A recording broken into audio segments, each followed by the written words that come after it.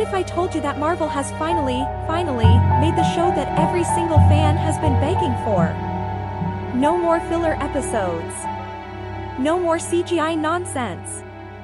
Just raw, gritty, brutal storytelling. Daredevil, Born Again Season 2 is here, and trust me, the wait was worth it. Welcome back to the channel. I'm Your Name, and today we're breaking down everything about Daredevil, Born Again Season 2, the performances, the action, the story, what works, what doesn't, and whether this is truly the best Marvel has ever put on screen. Let's get into it. Before we dive in, let's quickly talk about where we are. Season 1 of Born Again was a mixed bag. It suffered from a messy production, rewrites, reshoots, a completely overhauled creative direction. And while it ended on a solid note, most fans agreed it felt incomplete. But Season 2? Showrunner Dario Scardapane built this one from scratch. No leftover footage. No patchwork storytelling. One unified vision, beginning to end. And you can feel the difference immediately. The setup, New York City is now fully under the iron grip of Mayor Wilson Fisk, the Kingpin, played to terrifying perfection by Vincent D'Onofrio.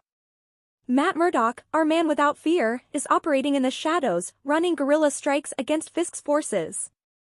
And now with Fisk's anti-vigilante task force running unchecked, the stakes have never been higher. Let's talk about what makes this season genuinely special, the themes. This is not your typical superhero show where the bad guy wants to blow up the world. This season is a political thriller. Fisk's anti-vigilante laws, his secret detention camps, his complete takeover of the justice system, it's dark, it's grounded, and it's eerily relevant to the world we're living in right now. Critics have called it thematically timely, and that's an understatement. What the writers do brilliantly is force Matt Murdock into an impossible moral position. Do you fight fire with fire? Do you cross the line when the system itself is corrupt? The show constantly asks, when does resistance become anarchy? And it never gives you an easy answer. Matt stands as the moral center, refusing to kill, refusing to become what he fights. It's idealistic, yes. But it's also what separates a hero from just another weapon. That tension is the soul of this season, and Charlie Cox carries it beautifully. One major subplot involves the Safer Streets Act, vigilante trials that put characters like Swordsman, played by Tony Dalton, in front of a rigged legal system. It's compelling, it's infuriating in the best way, and it gives the show a courtroom drama edge that fans of the Netflix series will absolutely love. Now let's talk about the cast, because wow! Charlie Cox as Matt Murdock is at his absolute best here. He's bulked up, more intense, more conflicted. This is the Daredevil we always wanted in the MCU. Every scene he's in, you feel the weight of everything he's carrying. Vincent D'Onofrio as Kingpin? Magnetic. Terrifying. Every time he's on screen, the air in the room changes. His scenes going head-to-head with Matt Murdock are pure television gold, and what happens in the finale? I can't even talk about it without screaming. Deborah Ann Wall as Karen Page is back in a much bigger role, fierce, strong-willed, and more important to the story than ever. Season 1 underused her badly. Season 2 fixes that in a big way. Wilson Bethel as Bullseye/Dex might be the surprise MVP of the season. His arc, his face turn, if you're a wrestling fan, is handled with incredible care.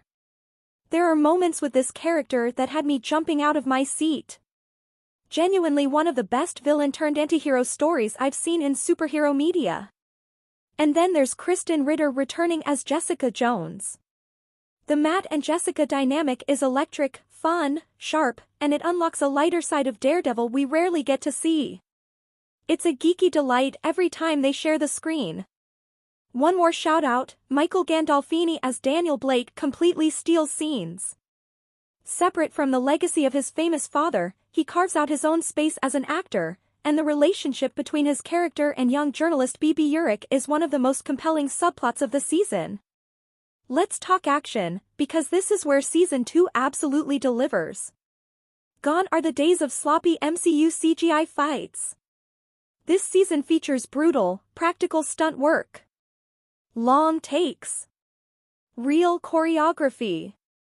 The kind of fight scenes that made the Netflix show legendary.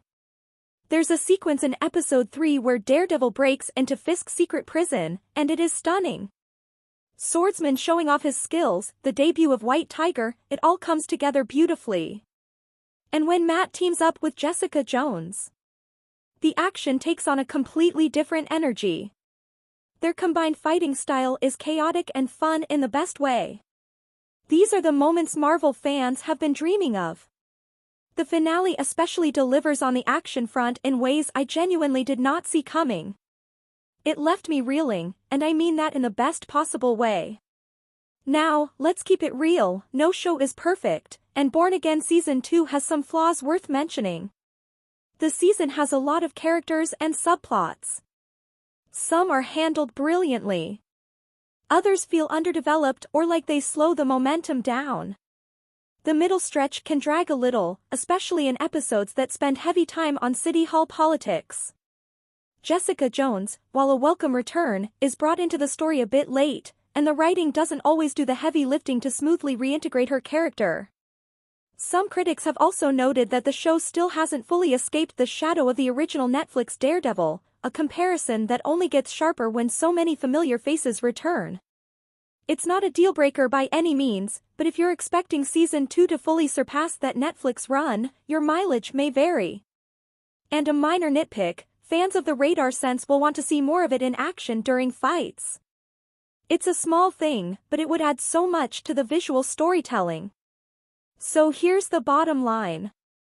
Daredevil, Born Again Season 2 is the best Marvel television has produced in years. It is confident, focused, politically daring, and emotionally devastating in all the right ways. It sets a new standard for what a superhero show can be, not just on Disney+, but across the entire streaming landscape. The Rotten Tomatoes score speaks for itself, hovering around 95%. Critics are calling it a masterclass in how to handle a superhero property with maturity and grit. And honestly, I agree. Is it the greatest superhero show ever made? I'll let you decide. But I will say this, if you're a Marvel fan who's been feeling burnt out, skeptical, or disappointed by recent years, this is the one. This is the show that reminds you why you fell in love with these characters in the first place. Season 3 is already confirmed, and after this finale, I am counting the days.